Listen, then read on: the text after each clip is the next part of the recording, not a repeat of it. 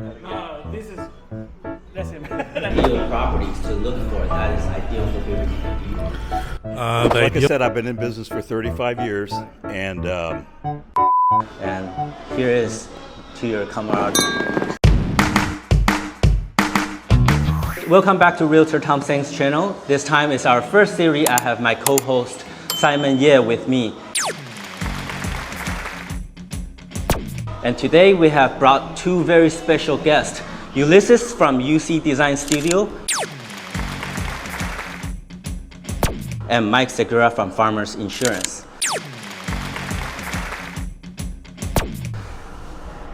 Welcome to CRE N More. Actually, the reason why we brought them onto our first show is because we often get a lot of questions from our clients. Hey Tom, we just bought a house, or I have a commercial property. We need insurance. Where can I buy that? And often it is bundled with your car insurance company, so often I refer to my best buddy, Mike Segura. Mike, can you tell us about yourself? yeah, my name is Mike Segura. I'm with Farmers Insurance. I've been with Farmers for over 35 years, and we have an office here in the Lakewood, Long Beach, and we do serve the entire California market. He's my trusted partner, so whenever people ask me about insurance, I always think about Mike Segura. And I also have Ulysses from UC Design Studio. He's an architect, and a lot of time people are asking us about building additional building, redesigning a building, or adding additional ADUs. So I often refer to him. Ulysses, can you tell about yourself? Hi everyone, my name is Ulysses Carmona with UC Design Studio, and I help people with remodels, additions, ADUs, and new ground-up development. I'm located here in Lakewood also, but I do work all over in Southern California. Thank you. Sounds good. And then let's start with you, Ulysses. How did you get started in this business? I got started when I was back in high school. I did architecture drafting for 4 years, and then I went to Cal Poly San Luis Obispo and got my bachelor's degree in architecture there. And then I started doing work for various companies, doing cell phone tower permits. Wow. And then I did residential and commercial type buildings. And then I ended up starting my own business, trying to help people with remodels, additions, and ADUs. So we often have clients that buying vacant land and they Yes. want to start to build from ground up, whether it's for residential or commercial. Would you be able to help? Yes, I'll Okay. be able to do a feasibility study just to make sure you're buying the right piece of land. You want to make sure there's utilities close by. Make sure the topography is what you need to do for the build. And then we have all the resources, civil engineers, mechanical, electrical, plumbing engineers, in order to put together a full set of plans to submit to the city. I see. Wow. Yes. Very expensive. Yeah. Can you share with us some of your recent work and something that you helped your clients create value out of? Yeah, so right now there's a lot of people that are trying to build ADUs. Just this morning, I went to go pull a permit in the city of Long Beach for a brand new garage conversion. It's 350 square feet, trying to make it into a studio. So it'll be an added source of income for the homeowner. They're going to be trying to rent it out.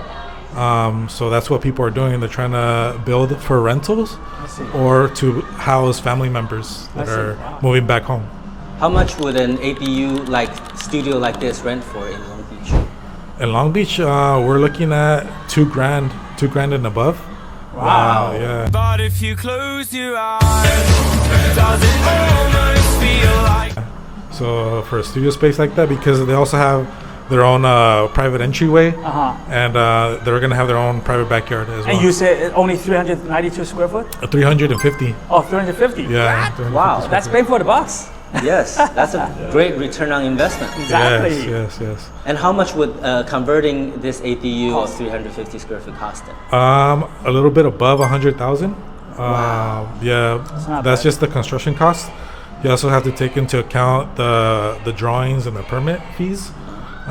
Every city's a little bit different. But something like a garage conversion for the plans is close to $6,000, and that includes the architectural, structural, and Title 24 drawings, which are typical that the city requires in order to get the permit. Would that ADU then have its own APN number now, or separating, or is it still part of the same? Yeah, the ADU has its own address, but not its own APN number. Got it. There are other things, other units like a SB9 unit, where you have the ability to subdivide the lot, and then you could have its own. It could have its own APN number. Got it. Got it. So, another question. So the owner who wanted to do a garage conversion, could he have an option to do the SB9 conversion? Or Yes, you could still do an SB9. You could do an SB9 unit without splitting the lot as well. Okay. Just that the SB9 unit, it's a standalone unit, Right. so it has to have its own separate utility connections. The ADU can be shared. Can be shared with the primary house. Got it. Yes. Excellent. And I often heard about ADU and JADU. Can a house have a ADU, detached ADU, and a garage conversion JADU at the same time? Yes, it can.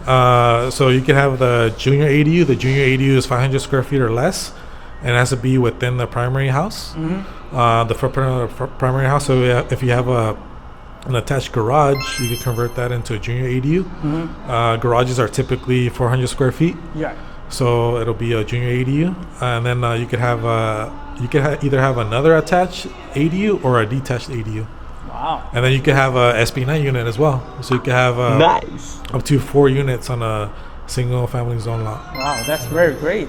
Yeah, that's currently what a lot of investors are doing. Yes. Okay. So if you are following about the real estate development trend, this is what to follow.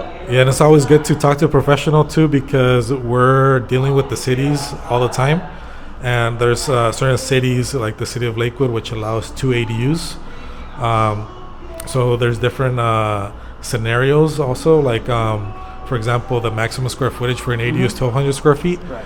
But there are city ordinances that take into account also. For example, the city of Downey only allows a 1,000 square foot ADU. So there's always different things that we have to take into account. So it's always good to talk to a professional.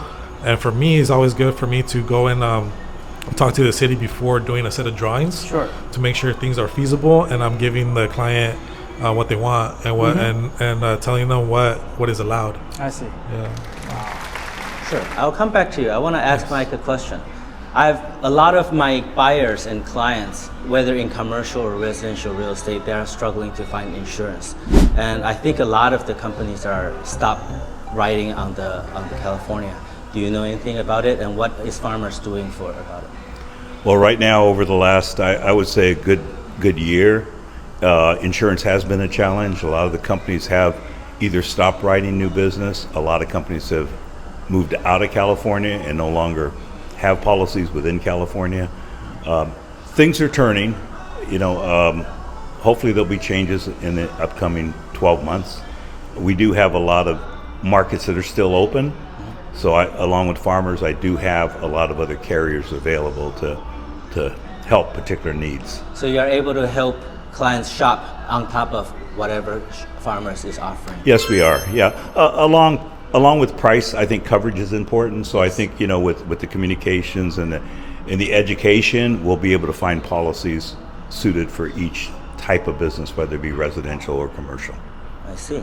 Mike. Yes. So I'm curious to know, how did you get involved with Farmers? How did you get started? As well as, I know you are a commercial building, and how did you come across having this opportunity to purchase this building? Like I said, I've been in business for 35 years. Right. And when you start your own business, I came from the consumer electronics field. Right. Working in management for a Japanese firm for about 17, 18 years. Wow. Wanted to get in business for myself. I wanted to help people, educate people, and that's why I transitioned into the insurance field, which took a lot of training, a lot of testing, but we did get that done. So during my 35 years, I think I was about 8 years into the business, and of course I was renting about a 1,200 square foot office, paying triple net to the owner, the management company, and it just came to a point where I knew this was going to be a career for me. And pass it on to my family as a legacy. And in thinking that, after I'd say about 9 years, I decided that rather than pay a management company or an owner of a building, is why not buy my own building? You're going to be in business for your career. Right. So let's do that. So made that hard decision, little blood, sweat, and tears. Uh-huh. But we did purchase a 2-story, 5,000 square foot building Excellent. about 25 years ago, and it's turned out well. Good. And I heard that you had a cell tower on top of your building. Tell us about that. How did it come across? I think about 3 years into it, there was some. I was in the office. The girl said, "Hey, there's somebody outside walking the building in suits." So I walked out there and asked if I can help them, and they said they were just searching the area, city of Lakewood, mapping out areas for cell towers. So I said, "Well, you know what? Let's sit down and talk." So we opened up the talks, and it turned into an agreement. Contracts. It took about a year for everything to transpire, but now we have a tenant there for the That's a cell cell towers tower. for a 25-year lease. Wow. Yes. Good paying tenant, right? Good paying tenant. Very quiet. Pays her bills every Oh month. yeah. No late. No complaints. No complaints. Yeah. Everything Are works they, out are they on well. a triple net basis? I'm just kidding. But they do. They maintain things. They maintain their area. If there's any problems, they're right on it. So very good tenants to have. So Tom, we find that Mike very approachable, Yes. right? Yes. And tell us how did you meet Ulysses? Similar stuff, right? Well, I met Ulysses probably about a year and a half ago, and being an insurance agent, we get a lot of salespeople coming in. Sure. And Ulysses came in one day and wanted to meet the owner, so I brought him in the office. He told me about his architectural drawing, and Right. we had a long discussion about ADUs because it's pretty new. Yeah. About a year ago, not a lot of people heard about it. I had That's right. 101 questions because that's me. I always have a lot of questions. So he gave me some education. I think we spent probably almost an hour at that time, right? Wow. And he educated me. I had a lot of questions about ADUs, what you can do, what you can't do, how long does it take, the price, and everything else. And during the conversation, I wanted Ulysses, with his knowledge of ADUs and architectural design, Sure. to get involved with the community, get involved with the Lakewood Chamber of Commerce, get involved with Business Network International, BNI. And we brought him aboard and became a BNI member. Here we are, and he also sits on the board. He's a board member for the Greater Lakewood Chamber of Commerce. So, Well, I think it's the power of your personality as well as the network, right? Yes. well, it was the power of his motivation to walk in my office. So that's I right. got to hand it off to Ulysses. Right. It's what a coincidence because all four of us happens to be a member of BNI, Business Network International, which is linking all the entrepreneurs in the local area to connect together, and we're here to support each other's business. A lot of time we spend time in community service, such as Chamber of Commerce. This studio where we're filming from is also in trying to support a new business here in Lakewood. So I really like how we're helping each other out, and here is to your camaraderie. Yeah, Paducah. We're in Paducah in Lakewood, so nice setting, place to have coffee, bagels, lox and bagels. If you're ever in the city of Lakewood, please visit. Excellent. Yes. And actually, I was pleasantly surprised when I heard that both Mike and Ulysses had experience in cell towers, because it created a income that was not familiar to us. I have clients that own commercial buildings, that could have spare space on their roof, and they could just have additional value, additional income that can be created. Same as to those lots that sits along the highway that could build a billboard.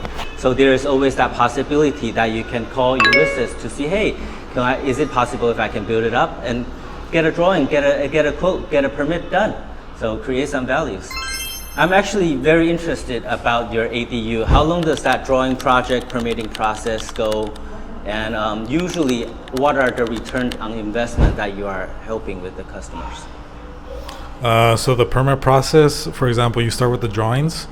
The drawings could take up to a month, just going back and forth with the client, just getting things coordinated and looking at the design, and then bringing the structural engineer involved to get his drawings done, and then the Title 24 consultant to get the energy calculations done.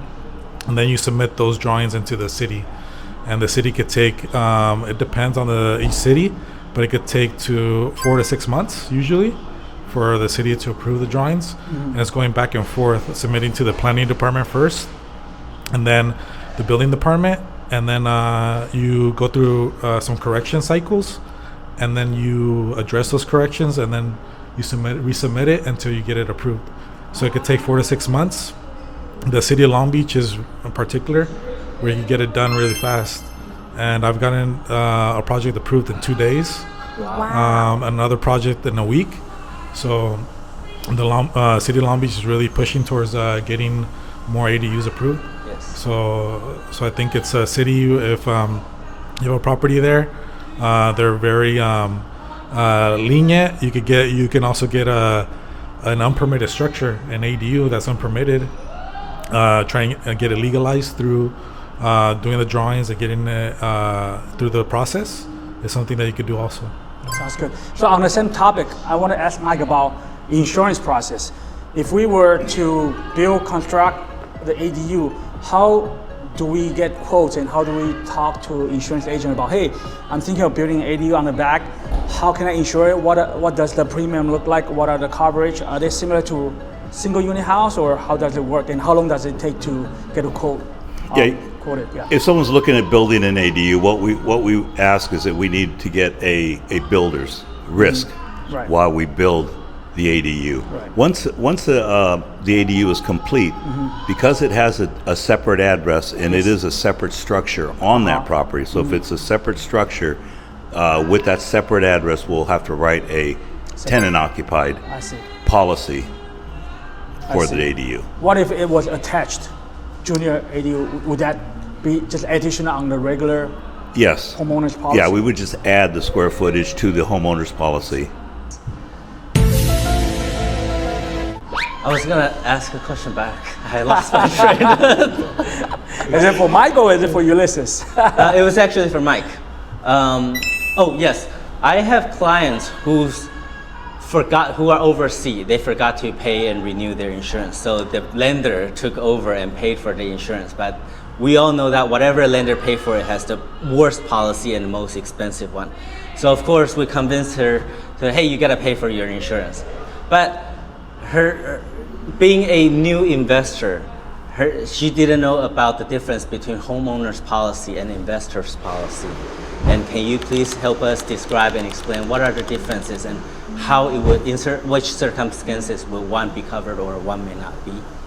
Whether it be a commercial or a homeowner's policy, to answer your questions about policies being canceled, the lender's forced place, they'll do that with homeowners policies at the same time. The mortgagee will forced place insurance, which isn't a comprehensive policy. It's a bare bones type policy. So we never want that to happen. What we do is we make sure through technology, people are overseas, I get it, they're out of the country, they're out of the state, they're on vacation, whatever happens, we have contact information. We have the ability to email them, to text them, to follow up with phone calls through our office. So those cases should not happen. But in the event it does, you can reinstate those policies, whether it be commercial or personal lines or homeowners policies. So we definitely will stay on top of that. We do a pretty good job of contacting our clients. So our retention is very good in our agency. So does that answer the question that you have? Yes, and actually later on when we bring her a real legit insurance policy for her to compare, and she's going, I want to go with the cheapest one, which is homeowner's policy. But in fact, the property is an investment property. So I wanted to explain to her that buying a homeowner's policy while it's an investment property may not work out the perfect. Yeah, there's a lot of legal issues with that, because if you sign documents saying this is your primary residence, if there was a loss and they find out it's commercial, there may be some repercussions on the claim. So I think, when we look at trying to save a few dollars, it may not pay off in the long run. We want to make sure that you insure your risk, whether it's commercial or personal. Insure it properly, because when a loss happens, you want to make sure that you do have the coverage. So Mike, does that mean that if they have a wrong policy, insurance company may decline the claim, right? They can deny the claim. That they can go back and charge the extra premium. Sure. There's a lot of different things that could happen. Wow. But again, I want to make sure, and we tell our clients too, it's everybody's concerned with price. Right. Okay, but the main thing is coverage. We have to really kind of question that and say, well, if we set price aside, what's the most important part of a policy for your home? And the answer is going to be, is if I have a loss that I'm covered. Right. Okay, so we're going to make sure you get that policy. We have to set price aside. Can we adjust pricing? Yes, we can adjust pricing by deductibles and some of the coverages. We can do that. So we have to kind of, although it's in everyone's mind, set it aside. Let's just look at the coverage that you So Tom, I think the best practice is when you introduce your client to an insurance broker or insurance agent like Mike, we got to set time to sit down and discuss about this issue before it happens. Yes, I think it's buying the right policy, not buying the cheap policy. What is your preferred way of referring client to you? Do we send a group email or phone call or a group text? What is the preferred way for us to refer client to you? Yeah, normally emails or pick up the phone, give me a call. Just need just basic information, name, Right. address, their phone number, contact information. Sure. I actually have a question about umbrella coverage, but I'd like to go to Ulysses really quick. Okay. Ulysses, I heard about a lot of like, let's say, malls or offices being converted into, like a zoning conversion. And I heard you have some projects going on with the zoning commercial, because I heard a lot of mixed news. One is saying, they are being converted to residential, and a lot of time they are saying, yes, it is very challenging too because of the structure, the plumbing, the hardware that goes with it. So I want to see, as you are really working on a project, how are you taking it? Yeah, so I've been asked about this too. I think it all depends on the building. For example, I've seen large commercial like office buildings. They've been asked to see if that could be converted into residential, but like you said, the plumbing is a big part of it. The restrooms, because every unit you want to have a restroom in every unit, and bedrooms as well. Emergency access to like windows, because every bedroom needs to have an emergency access to get out if there's a fire or emergency situation. Sure. So all that you have to take into account. But I am working on a smaller project in the city of Anaheim, where it's a commercial building. It's one of those like older Victorian type buildings where people use as like an office building for tax purposes. Okay.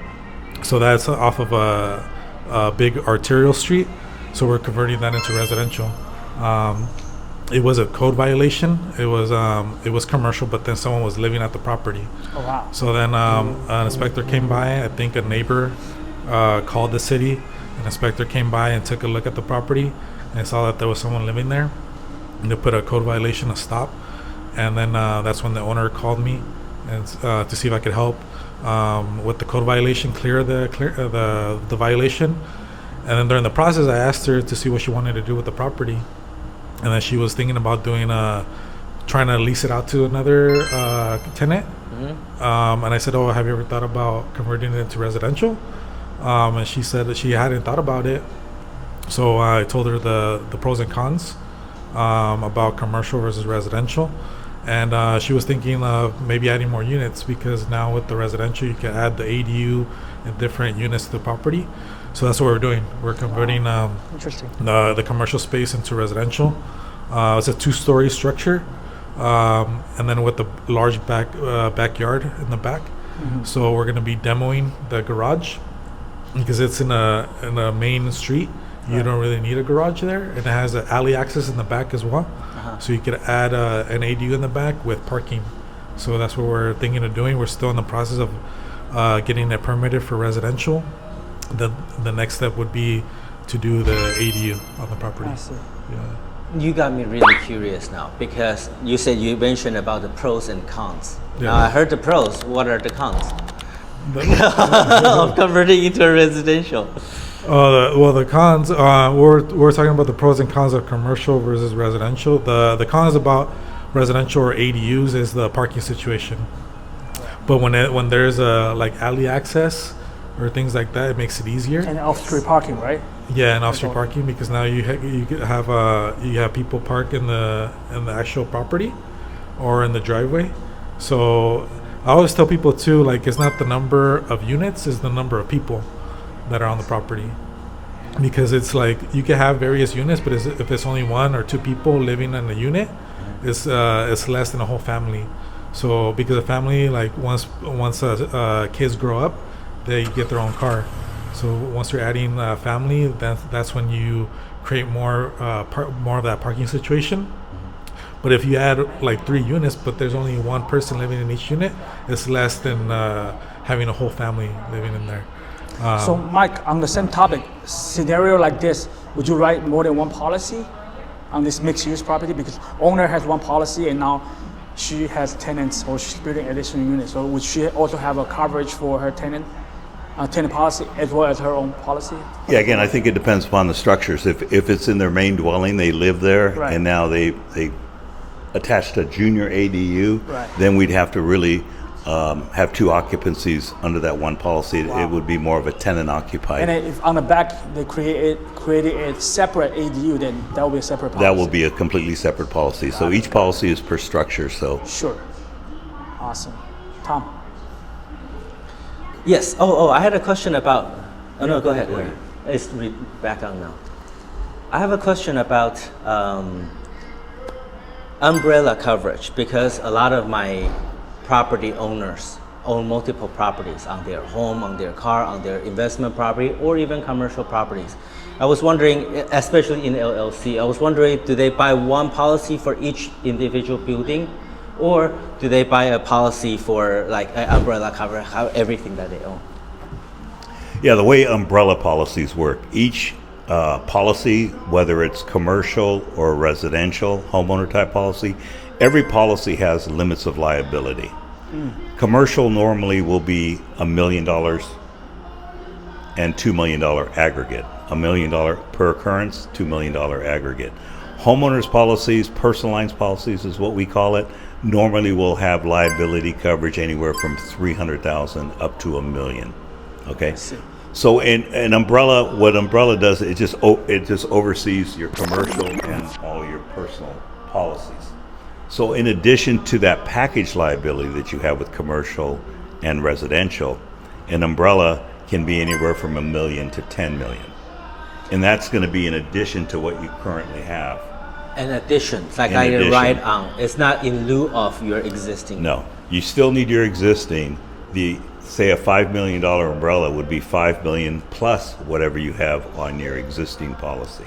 So you could have upwards to $2 or $3 million, depending upon the coverage on the standalone policies.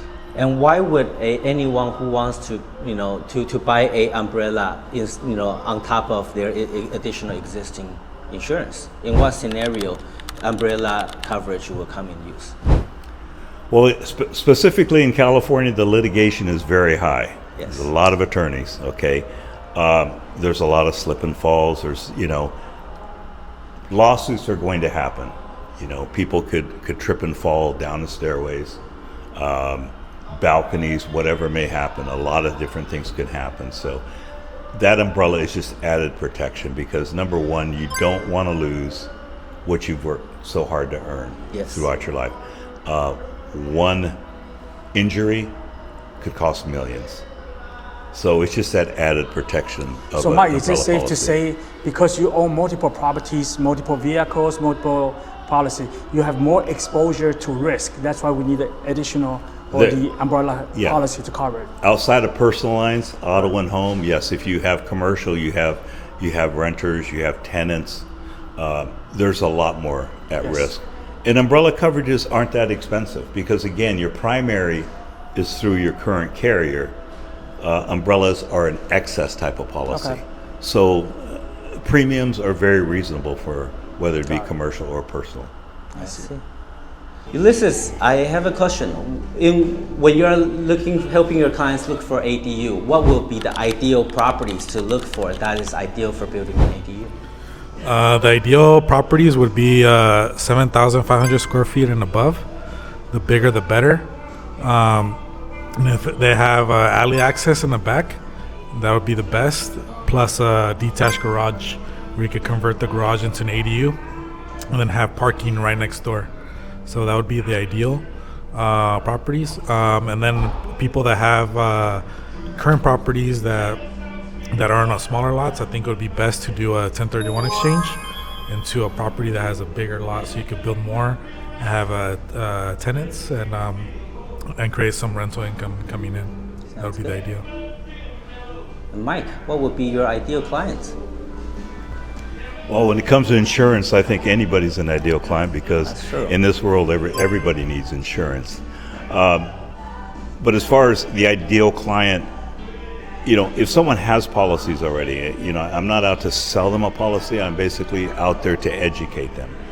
There's a lot of cases where I review their policies, they forward me their policies. If I can't help them at the time and have the right coverage because of the turmoil in the insurance industry, I can basically help them contact their agent and make some changes to help them save on their existing policies. I see. That's great. So, if any client is interested in your service, how should they reach you? Via email, phone call, just call our office. What's the number? It's area code 562-531-4980. My email address is M as in Mike, Segura, S as in Sam, EGURA, the number 1 at farmersagent.com. And how about you, Ulysses? You can contact me via phone. My phone number is 562-252-6903. And my email address is Ulysses, ULYSSES, at ucdesignstudio.com. Thank you. Excellent. And Simon, as my co-host, do you have anything updates for us for commercial real estate? Not quite an update, but we are expecting federal rate to drop in September, expecting either a quarter or half a point cut. So let's keep observing it. And I just want to mention a lot of our current ADU owners or the ones who want to build an ADU, a lot of time they take out home equity line of credit to finance it, but we are seeking other financing options for them to build their own ADU. Some owners have cash available, but a lot of time they have tap into their primary home equity or their other property equity to get the financing. So we'll be able to help them financing the ADU projects. That's great. Thank you. And as for commercial real estate, our warehouse market is a little softening now. Previously, we were renting around $1.80 triple net to $1.70, and right now it's down to about 1.5. And with the price reduction, the demand has came back right up, and we are right now about 90% filled with less than 10% vacancy. Thank you. Thank you for Thank you. taking Until out. then, Yep. see you next time. See you next time. Bye. Bye.